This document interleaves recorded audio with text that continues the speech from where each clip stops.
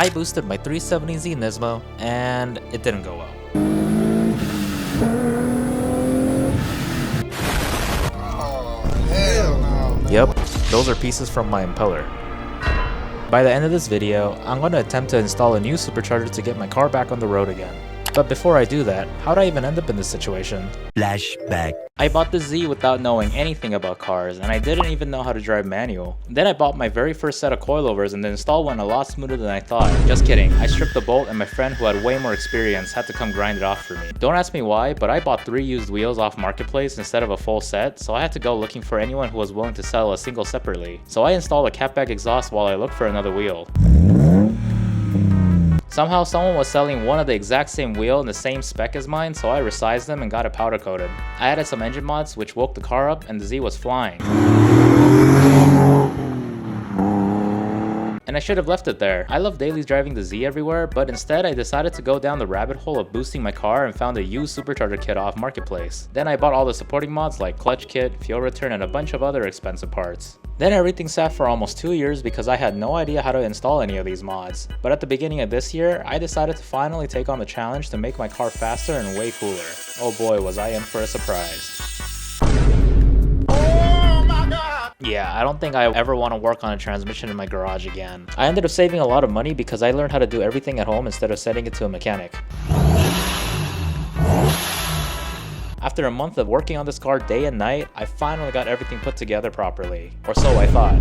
I ended up getting my car towed like 6 times because something kept going wrong with my build. Who would have known that modifying your car actually makes it super unreliable? I wanted to finish this build so I could drive it, not keep it parked in my garage. Now remember that used supercharger kit off Marketplace I mentioned earlier? It turned out that the previous owner put way more miles than I thought, and I'm not really sure what happened, but the bearings wore out pretty quickly after I installed everything and it was making an awful noise. And the supercharger also blew up a few days after the install. I didn't get any footage of the supercharger when it blew up, but it sounded something like this.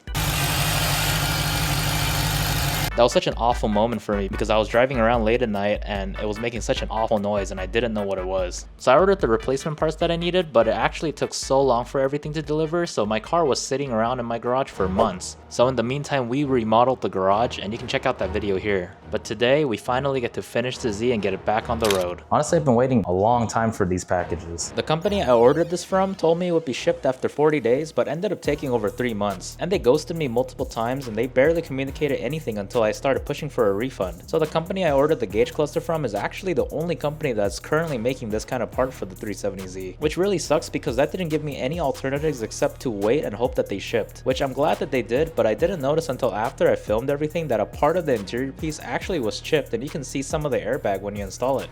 Yeah, this is my first time ordering custom interior pieces like this. I have a bunch of these Defi gauges from Japan.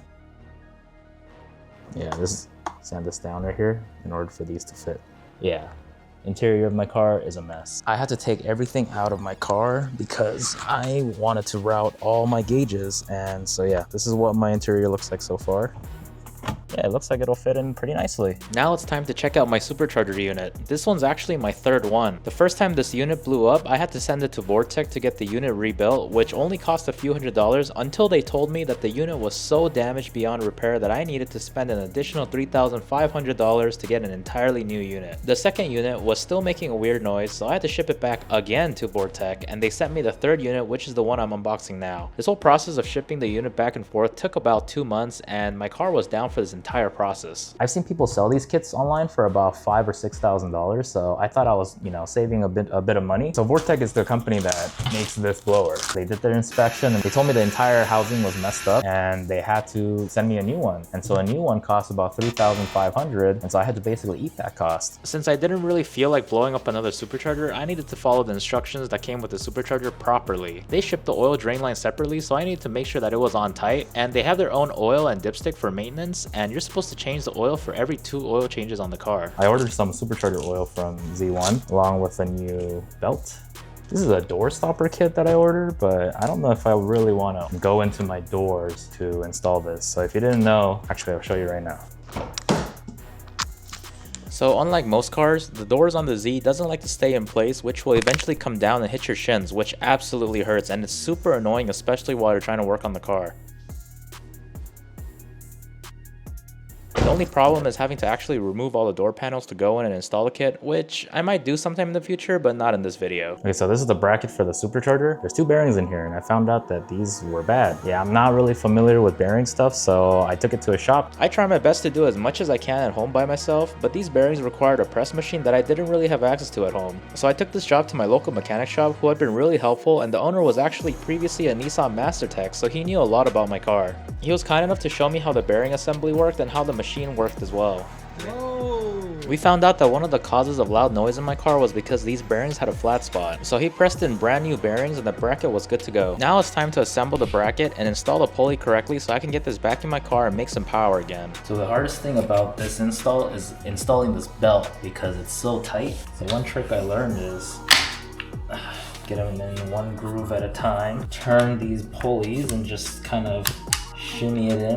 Well, it's a lot easier this time, but if you try to do this with all the bolts in all the way, it's pretty difficult. Then I got everything tightened down properly. Now it's time to install the belt tensioner. This supercharger is belt driven, which means the belt is connected to the engine, which spins faster the harder I'm on the gas. The purpose of this tensioner is to keep the belt that I just installed tight enough so it doesn't slip when I'm on the gas, which is a pretty common problem for these superchargers. I think you're supposed to tighten this bolt down right here. It's really important to get this tensioner adjusted properly before it's on the car, or you're going to struggle like I did later trying to adjust it from underneath the car. Since I've assembled this a few times now, it went pretty smoothly, but the first time I attempted to build this together, there were no instructions and not many people made any YouTube videos about this kit, so I was pretty lost. Okay, so I got everything assembled. Time to put it on the car.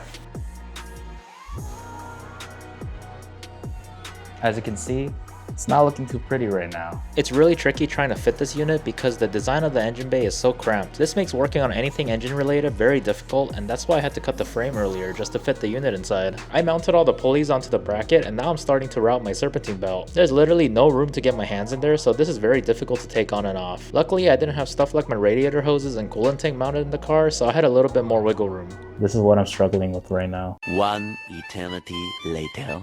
I was struggling to install this radiator hose because I had to add this custom piece to get my water temp gauge wired up. It looks pretty simple, but in a project build, there's so many small details like this that I feel like most YouTubers never show. Hey, do you mind checking this out? So you probably need to trim a little more. My friend came over to watch me struggle to put my car back together and help me figure out how to properly install this radiator hose. I think that you have this set slightly wrong, honestly. This is still twisted kind of funny. I think that you need to undo these and move them around a little bit.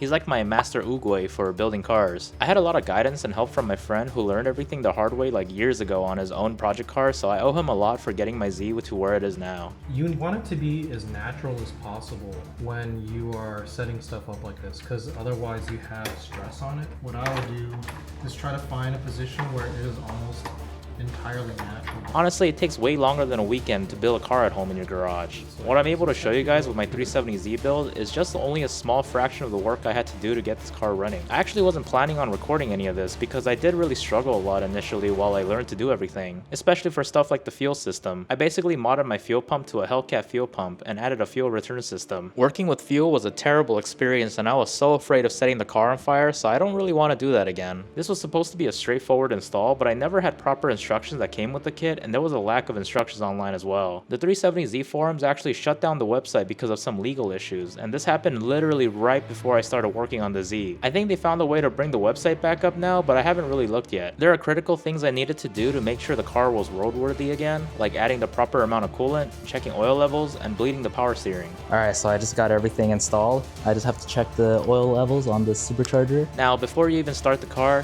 there's 2 bolts on top of the blower. Vortech ships a unit with the vented bolt that you need to replace on the left. Start the supercharger, there's this bolt that's on top, and you're supposed to replace it with this one. So I made sure to do that along with checking my oil, which is the bolt on the right, which is actually a dipstick in disguise. I don't know why, but for some reason, they decided to make this dipstick very difficult to read and super small. Alright, so I think I'm finally done putting all this back together. Alright. Oh, I forgot to connect the battery. I always miss this step of securing the battery down so the terminal doesn't get loose and cause a short.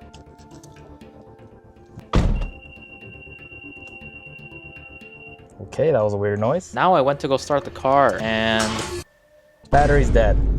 Another setback. Was it only a battery issue? Now it's the moment of truth. We finally got the car running again. I was so relieved to hear my engine alive. Oh, looks like there's no noise. I think it's working.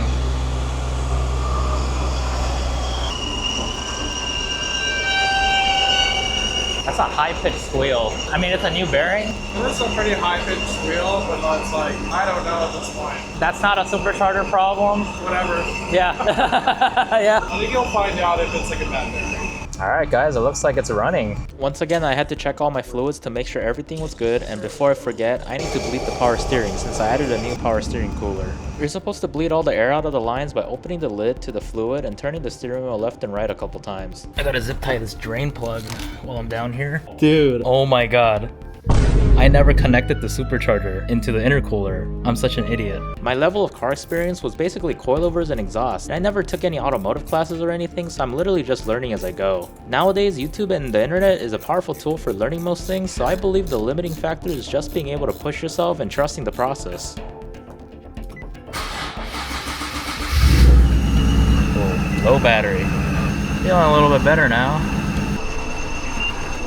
Here, this is my first time driving a car up a ramp, and I was definitely struggling.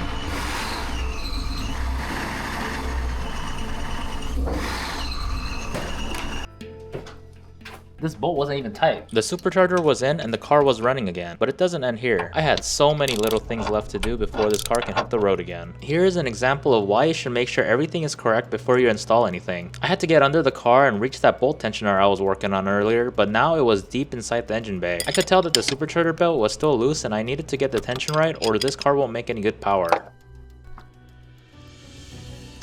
I don't really know how much to tighten.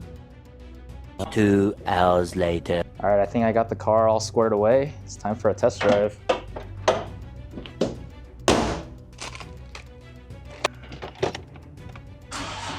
you want to like... Use the joystick, like double click to center it. Whoa, why is it like... It's kind of misfire-y. Did you not plug a coil pack all the way in? I have a cylinder 2 misfire. Mildly frustrating. A project car doesn't come without its problems. I connected the car to my phone scanner and found a misfire code on cylinder 2. I don't know what cylinder 2 is. Hold on, which one is cylinder 2? Oh, passenger 2 bank 1 front. What is that? I have never run into a problem like this before and I was getting worried that something was wrong with the engine. So it looks like I may not have plugged in a coil pack, which is all the way underneath all this. So hopefully I don't have to take everything out. That's just too much work for me today. Unfortunately, I think I do need to take all this off. Man, I was so close.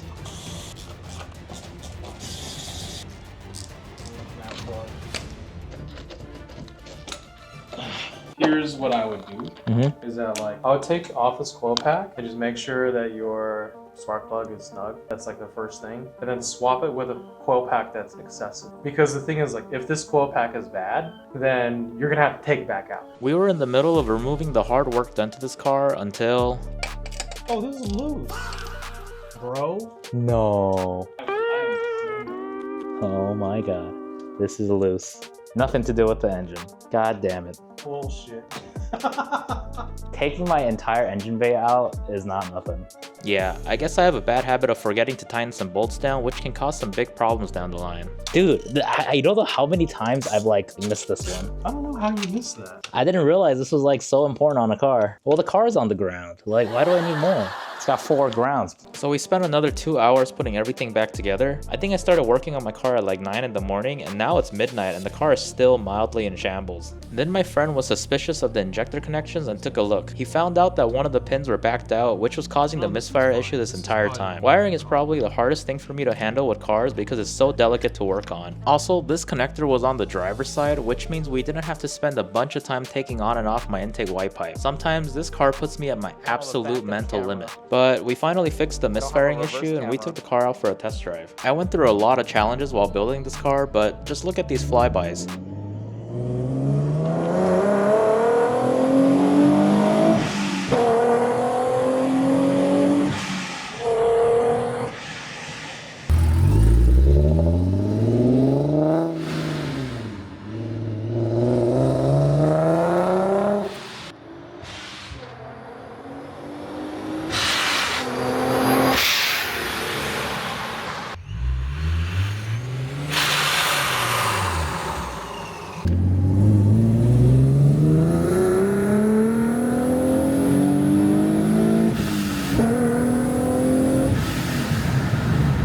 my goodness, this car sounds amazing and I think it's absolutely worth building this car. But we still aren't done with the car yet though. Now I need to get the interior put back together and at least put the front bumper back on. The next day.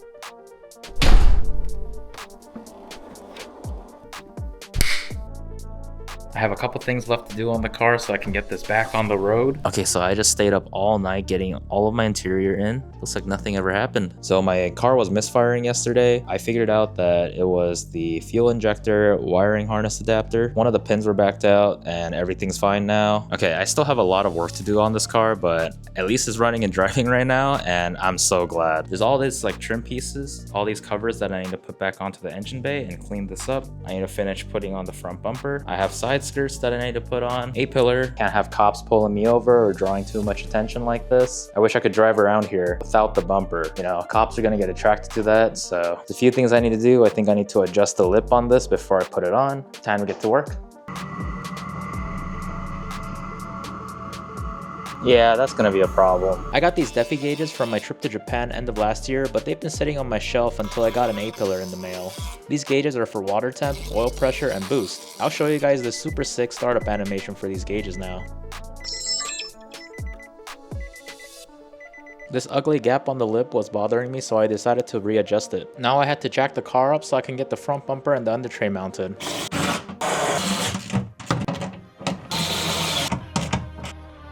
Alright, you can hate me all you want, but I cut into my Nismo bumper to add a vent to my blower unit. The quality of this carbon fiber wasn't as good as I wanted, so I ordered a replacement. This vent is actually for a 350Z and I made it fit this 370Z bumper. This is a carbon fiber radiator cover that I've been meaning to put on once my car was put together.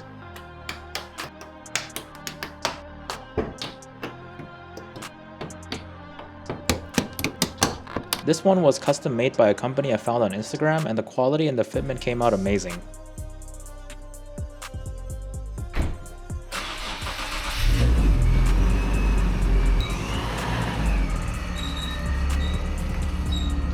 And she's done. This car has been sitting in my garage since January of this year. I'm so glad to finally see the Z moving again, and I still have to finish tuning my car and also putting a few more things on the car. Oh, by the way, right after I finished filming, I took the car back out on the road and yeah. You think blowing the supercharger was bad? Stay tuned.